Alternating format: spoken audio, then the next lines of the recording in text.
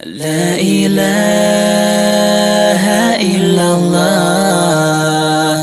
لا إله إلا الله لا إله. بسم اللہ الرحمن الرحیم. مولانا اس وقت پورے ملک میں ایک بے چینی کا ماحول ہے، خصوصاً مسلمانوں میں، اور ان میں بھی خاص طور سے نوجوان طبقے میں اور اسٹوڈنٹس میں. ملک میں سی اے کے خلاف جو مخالفت کا ایک طوفان مچا ہوا ہے، اس کو لیڈ کرنے میں ہمارے نوجوان اور اسٹوڈنٹس پیش ہیں. جامعہ ملیہ ہو یا علی گڑھ ہو یا دیوبند کے طلباء ہوں، انہوں نے اس سلسلے میں بہت قربانیاں پیش کی ہیں. لیکن ادھر یہ دیکھنے میں آ رہا ہے کہ ہمارے مدارس میں خاص طور سے جو لوگ ان موضوعات پر بول رہے ہیں یا لکھ رہے ہیں یا ان کوششوں کو سپورٹ کر رہے ہیں، ان کے خلاف اپنے ہی دائرے میں اور اپنے ہی اداروں میں بڑی کارروائیاں ہو رہی ہیں. ہمارے مادر علمی ندوۃ العلماء میں بھی اسی قسم کا ایک واقعہ پیش آیا کہ ایک طالب علم جو سی اے کے خلاف جو مستقل تحریریں لکھ رہے تھے اور ندوے کی انتظامیہ کے بعض ناروا فیصلوں پر وہ ادبی انداز میں بھی تنقید کرتے تھے اور ادب کے اندر رہتے ہوئے بہت سی چیزوں کو وہ پیش کرتے تھے، ان کے خلاف ایک غیر انسانی اور غیر اخلاقی عمل کرتے ہوئے سال کے آخر میں ان کی عمر کو برباد کرنے کا فیصلہ لیا گیا اور ان کا نام بظاہر موقوف ورنہ خارج کر دیا گیا ہے. اس پر آپ کیا کہنا چاہتے ہیں اور کیا پیغام دینا چاہتے ہیں؟ الحمدللہ والصلاة والسلام علی رسول اللہ. ملک کے جن حالات کا ابھی آپ نے تذکرہ کیا ہے، وہ حالات اس بات کے متقاضی ہیں کہ ان کا مقابلہ کرنے کے لیے ملک کی جو مختلف برادریوں کے لوگ ہیں اور مختلف مذاہب کے لوگ ہیں، وہ اس ملک کے دستور کے تحفظ کے لیے اور اس ملک میں مسلم و غیر مسلم بھائی چارے کے بقا اور تحفظ اور استحکام کے لیے اور اس ملک کو بحران سے نکالنے کے لیے آپس میں مل کر بیٹھیں اور ایک متحدہ محاذ بنائیں. ظالم اور مظلوم کا جو مقابلہ ہے تاریخ انسانی کا بہت ہی پرانا مقابلہ ہے اور ایک ایسا قضیہ ہے جو ہر دور میں رہا ہے. ہر دور کا کوئی فرعون رہا ہے، کوئی نمرود رہا ہے. آج کا جو دور ہے اس میں فرعونیت شباب پر ہے، عالمی سطح پر بھی، ملکی سطح پر بھی، مقامی سطح پر بھی. جس کے ہاتھ میں طاقت آ جاتی ہے اس طاقت کا غلط استعمال کرتا ہے اور وہ یہ بھول جاتا ہے کہ طاقت اس لیے ہوتی ہے کہ اس کا استعمال کر کے کمزور کو قوی بنایا جائے، اور جو طاقت کا غلط استعمال کر کے ظالم بن رہا ہے اس کو انصاف پر مجبور کیا جائے. عدل و انصاف فراہم کرنے کے لیے طاقت کا استعمال کرنا چاہیے. دنیا میں جو بڑے بڑے مصلح اور ریفارمر رہے ہیں انہوں نے اسی کی تلقین کی ہے، اور ہم لوگوں کا جہاں تک تعلق ہے، آخری نبی حضرت محمد صلی اللہ علیہ وسلم کے امتی ہیں. آپ کا تو یہی مشن تھا. آپ کو تو اللہ تعالیٰ نے دنیا سے ظلم کو دفع کرنے اور عدل و انصاف کو قائم کرنے کے لیے مبعوث فرمایا تھا، اور آپ کو رحمت للعالمین قرار دیا گیا. جس کا مطلب یہ ہوا کہ رحمت کے مقابل کی جو بھی چیزیں ہیں، جس نوعیت کا بھی ظلم ہو، تعدی ہو، زیادتی ہو، اس کا اسلام سے کوئی تعلق نہیں ہو سکتا ہے. وہ انسانیت کے خلاف، اسلام کے خلاف، اللہ کی مرضی کے خلاف، انبیاء کے مشن کے خلاف. تو اللہ تعالیٰ کی طرف سے حکم یہی دیا گیا کہ صحیح ترازو سے تول کرو اور عدل و انصاف قائم کرو. اعدلوا هو اقرب للتقوی. عدل کرو، انصاف کرو. اور عدل اور انصاف کا مطلب یہ ہوتا ہے کہ آتوا کل ذی حق حقہ. ہر حق والے کو اس کا حق دے دو، جس کا جو حق بنتا ہے۔ باپ کا حق ہے، ماں کا حق ہے، بیٹے کا حق ہے، بیوی کا حق ہے، شوہر کا حق ہے، پڑوسی کا حق ہے، سب کے حقوق ہیں اور وہ متعین ہیں۔ قانونی اعتبار سے وہ حقوق متعین ہیں، اخلاقی اعتبار سے وہ حقوق معلوم ہیں، لہذا ان حقوق کو ادا کرنے کا حکم دیا گیا۔ اب حضور اکرم صلی اللہ علیہ وسلم کی امت کے جو لوگ ہیں، جن کو پوری دنیا میں حق کی نشر و اشاعت کے لیے تیار کیا گیا، اٹھایا گیا، اور خیر امت کا لقب ان کو عطا کیا گیا، پوری انسانیت میں کام کرنے کی ذمہ داری سونپی گئی، اور کام کے دو عنصر متعین کیے گئے، ایک امر بالمعروف اور ایک نہی عن المنکر۔ تو معروفات کا دائرہ بھی بہت وسیع ہے اور منکرات کا دائرہ بھی بہت وسیع ہے، اور یہ جو معروفات ہیں صرف فیما بین المسلمین نہیں ہے بلکہ فیما بین الناس ہے، منکرات بھی جو فیما بین الناس ہے، لہذا مذاہب سے اوپر اٹھ کر اور برادریوں سے اوپر اٹھ کر دیکھنا چاہیے کہ معروف کیا ہے، اس کی تلقین کی جائے، منکر کیا ہے، اس پر نکیر کی جائے۔ یہ ایک ایسی ذمہ داری ہے جو اس امت کو خاص طور پر دی گئی ہے، اور پوری انسانیت پر یہ ذمہ داری انبیاء کے ذریعے ڈالی گئی ہے اور مصلحین کے ذریعے ڈالی گئی ہے، اور آخری امت پر یہ ذمہ داری ہے کہ پوری دنیا کو مخاطب کرے۔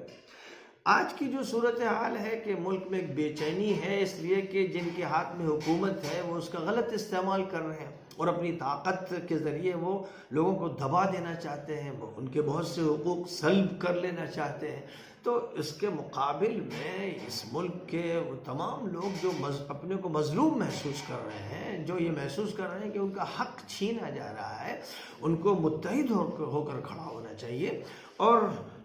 حکومت کے ان ارادوں کے خلاف آواز بلند کرنی چاہیے اور اس کا مقابلہ کرنا چاہیے، اور مقابلہ قانونی بھی ہونا چاہیے اور سیاسی بھی ہونا چاہیے اور سماجی بھی ہونا چاہیے۔ یہ تمام میدان اس بات کے متقاضی ہیں، لیکن مقابلہ کوئی بھیڑ نہیں کرتی ہے، کوئی ریوڑ نہیں کرتا ہے۔ مقابلے کے لیے ضروری ہے کہ قیادت ہو، اس لیے ایک قیادت کا برپا ہونا جو ان مسائل کو سمجھتی بھی ہو اور ان مسائل کے حل کے لیے آگے بڑھ سکتی ہو، قیادت کا ہونا، ایسی قیادت کا ہونا بہت ہی ضروری ہے۔ اور ہمارے ملک میں جو بڑے ادارے ہیں، خاص طور پر مسلمانوں کے مابین جن اداروں کی مرجعیت ہے، ان میں ایک طرف دینی علوم میں دیوبند ہے، ندوہ ہے، اور دنیاوی علوم میں علی گڑھ مسلم یونیورسٹی ہے، جامعہ ملیہ ہے۔ یہ تو امت کے مابین ایسے نمایاں ادارے ہیں کہ جن کے فارغین کو، جن کے ابھرتے ہوئے نوجوانوں کو قیادت کے لیے آگے آنا چاہیے۔ پھر اس کے ساتھ ساتھ جتنی بھی یونیورسٹیز اس ملک میں ہیں، ان سے جو فارغ ہونے والے اچھے نوجوان ہیں، حوصلہ مند ہیں اور فکر مند ہیں، ان کو اس میں جوڑنا چاہیے تاکہ ایک نمائندہ قیادت ہو، اور وہ بھی جوان قیادت ہو، طاقتور، متحرک اور نشید قیادت ہو، اس کو سامنے آنا چاہیے۔ یہ وقت کی ضرورت ہے۔ اب جہاں تک تعلق ہے کہ ہمارے ادارے جو ہیں، جو ہمارے تعلیمی ادارے ہیں اور ہمارے مذہبی ادارے شمار ہوتے ہیں، ان اداروں میں اگر کوئی بات غلط ہوتی ہے تو اس غلط بات پر بھی نکیر ہونی چاہیے، اور نکیر کا جو طریقہ ہے اسلام نے متعین کیا ہے اس کو اختیار کرنا چاہیے، جس کی مثالیں ہمارے سامنے اسلامی تاریخ میں موجود ہیں۔ امت کا کوئی فرد نبی پاک علیہ السلام سے یہ کہتا تھا کہ حضور یہ آپ بذریعہ وحی حکم کی بنیاد پر کر رہے ہیں یا آپ کی رائے ہے؟ اگر آپ یہ فرماتے کہ یہ میری رائے ہے تو آپ سے آپ کا خادم، آپ کا غلام، آپ کا امتی یہ کہتا کہ حضور یہ رائے مناسب نہیں۔ اس حد تک اجازت دی جاتی تھی، اور جنگ بدر کے لیے جب حضور پاک علیہ السلام نے ایک مقام کا انتخاب کیا کہ یہاں پڑاؤ کیا جائے، تو آپ ہی کے ایک صحابی نے کہا کہ حضور کیا یہاں اللہ نے آپ کو ٹھہرنے کا حکم دیا ہے؟ فرمایا کہ نہیں، میری رائے ہے۔ تو فرمایا کہ حضور یہ مناسب جگہ نہیں ہے، آگے بڑھ کر فلاں مقام پر ہم کو پڑاؤ اختیار کرنا چاہیے۔ تو حضور صلی اللہ علیہ وسلم نے صحابی کی بات سن لی، یہ نہیں کہا کہ تو کون ہوتا ہے بولنے والا، اپنی حیثیت سمجھ، جب میں نے کہہ دیا تو بات آخری ہو گئی، یہ نہیں فرمایا ہے۔ کیونکہ آپ کو اللہ تعالیٰ نے یہ فرمایا تھا کہ شاورہم فی الامر،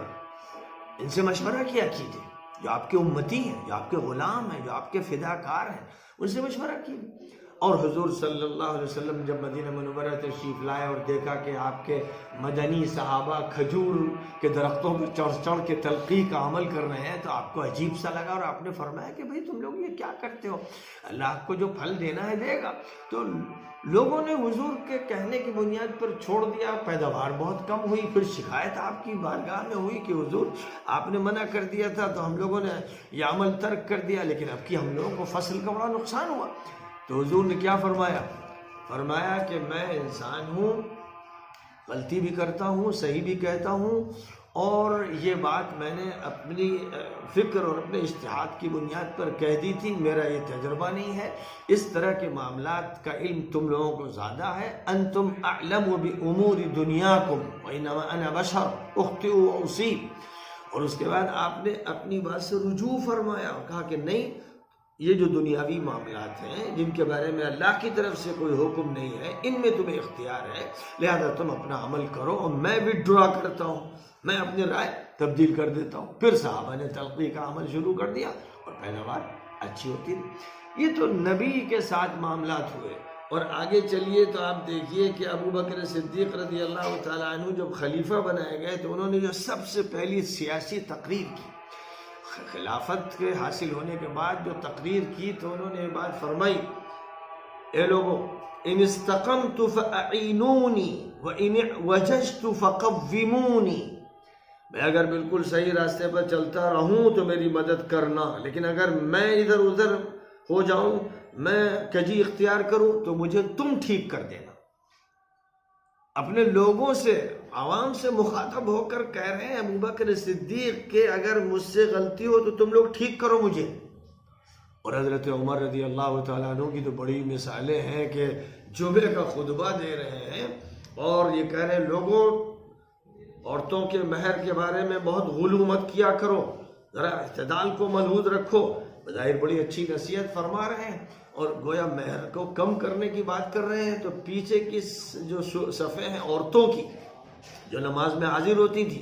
ان میں سے ایک خاتون کھڑی ہوتی ہیں اور کہتی ہیں کہ عمر آپ تو قرآن کے خلاف بات کر رہے ہیں، قرآن نے جب یہ کہہ دیا کہ آتیتم احداہن قنطارا،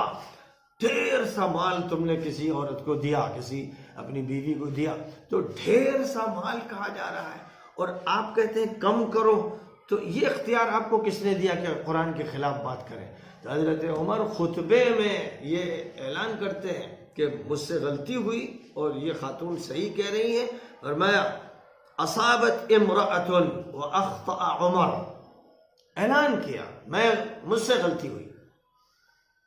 اسی طرح ایک موقع پر اس سے بھی زیادہ سخت بات تھی کہ خطبے کے لیے تشریف لا رہے ہیں وہ عمر کہ جو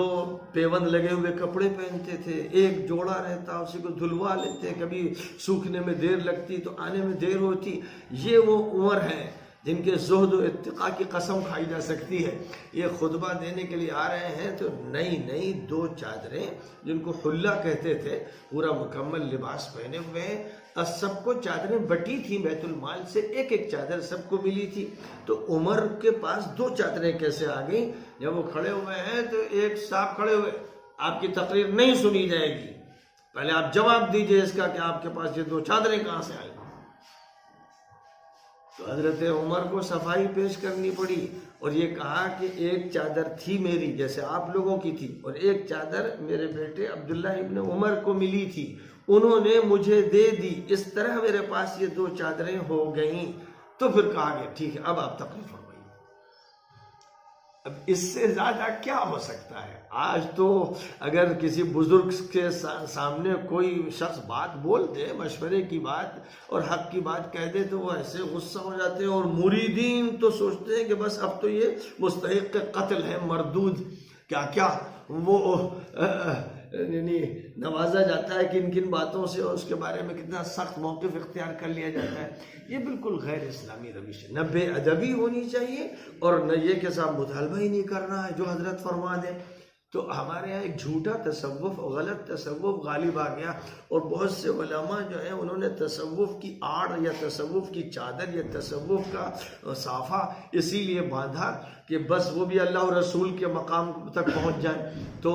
پھر جو شاعر کہتا ہے بمے سجادہ رنگی کن اگر پیر مغاں گویا، اگر جو پیر صاحب تم سے کہتے ہیں تو اگر وہ یہ کہتے ہیں کہ اپنی جانماز پر شراب ڈال دو تو ڈال دو، مت پوچھو کہ حضرت یہ آپ کیا بات کہہ رہے ہیں۔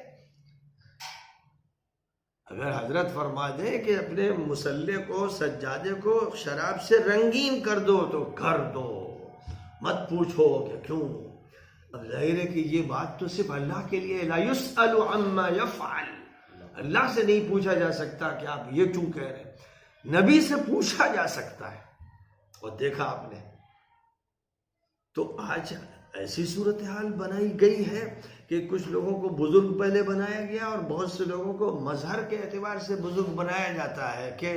جتنی بڑی پگڑی ہو اتنے بڑے بزرگ ہو جاتے ہیں، اور بہت سے لوگوں کو پگڑی نہیں ملتی تو رومال ڈال لیتے ہیں، آج کل رومال ڈال کے بزرگ بنتے ہیں۔ تو یہ سب مصنوعی بزرگ ہوتے ہیں، دکھاوے کے نمائشی بزرگ ہوتے ہیں، یہ تو در حقیقت مستحق بھی نہیں ہوتے اس کے کہ ان کو وہ مقام دیا جائے۔ لیکن کتنا ہی بڑا مقام کیوں نہ ہو، سیدنا عبد القادر جیلانی آ جائیں، حضرت نظام الدین اولیاء آ جائیں، خلاف شریعت اگر کوئی بات کہیں گے تو قبول نہیں کی جائے گی۔ تو اب ایسی شکل میں اگر کسی بھی مدرسے میں اسلامی قانون کے خلاف، شریعت کے خلاف کوئی بھی عمل ہو رہا ہے، یا جو حق واجبی ہے طلباء کا ہے یا استادوں کا حق واجبی ہے، اور واجبی حق کا مطلب یہ ہوتا ہے کہ شریعت کی طرف سے ہے یا معاہدے کی بنیاد پر ہے، تو پھر اس حق کو ادا کیا جانا چاہیے۔ اس حق کو اگر ادا نہ کیا جائے تو پھر مطالبہ کرنے کا حق اسے ہے جو یہ محسوس کرتا ہے کہ اس کا حق دبایا جا رہا ہے۔ بس اسی طرح کسی ادارے کا اگر کوئی طالب علم ہے اور وہ اپنے جذبات کا اظہار کرتا ہے، حق اور ناحق اور حق اور باطل اور خیر و شر میں تمیز جو اس نے سمجھی ہے اس کو پیش کرتا ہے، قرآن جو اس نے پڑھا، حدیث جو پڑھائی گئی، مسائل جو اس کو بتائے گئے، ان کی روشنی میں اس کے نزدیک جو عدل ہے، جو ظلم ہے، جو صحیح اور غلط ہے، اس کی وہ نشاندہی کرتا ہے، تو اس کے ساتھ کوئی زیادتی نہیں کی جا سکتی ہے، اور نوبت یہاں تک پہنچے کہ اس کا اخراج کر دیا جائے، اس سے کہا جائے اپنا سامان اٹھا کے لے جاؤ، یہ تو کھلا ہوا ظلم ہے، یہ زیادتی ہے، یہ زباں بندی ہے، جس زباں بندی کی اجازت دربار نبوی میں نہیں تھی، تو وہ وہاں کیسے ہو سکتی ہے جو اپنا نسب جوڑتے ہیں صفحہ نبوی سے، مدرسہ نبوی سے، وہاں کوئی بات ایسی کیسے ہو سکتی؟ لہذا جہاں بھی ایسا ہو رہا ہے، کسی بھی ادارے میں ہوا ہو یا ہو رہا ہو، اس ادارے کو یہ بات معلوم ہونی چاہیے کہ جو چیز خلاف عدل ہوگی، جس چیز کو بھی ظلم سمجھا جائے گا وہ درست نہیں ہوگی، اور تمیز درست نہیں ہے، طلباء اور طلباء کے درمیان تمیز، جو لڑکے دولت مندوں کے ہیں ان کے درمیان اور جو غریب خاندانوں کے لڑکے ہیں ان کے درمیان کوئی تمیز، یا علاقوں کی بنیاد پر تمیز، کوئی لڑکا اگر بہار کا یا جھارکھنڈ کا ہے تو وہ نمبر 2 کا شہری ہے، اور کوئی لڑکا مثلا کرناٹک کا یا گجرات کا ہے تو نمبر 1 کا، یہ سب ظلم ہے، یہ ذاتی ہے، یہ عدل کے خلاف ہے، اس لیے یہ کہیں نہیں ہونا چاہیے، اگر کہیں ہے تو غلط ہو رہا ہے، اور اس غلطی کو دور کرنے کے لیے جو نہی عن المنکر کا اصول ہے جو پوری امت پر ڈالا گیا ہے، صرف خواص کو یہ ذمہ داری نہیں دی گئی ہے، اس بنیاد پر پھر بات ہونی چاہیے اور اصلاح کی کوشش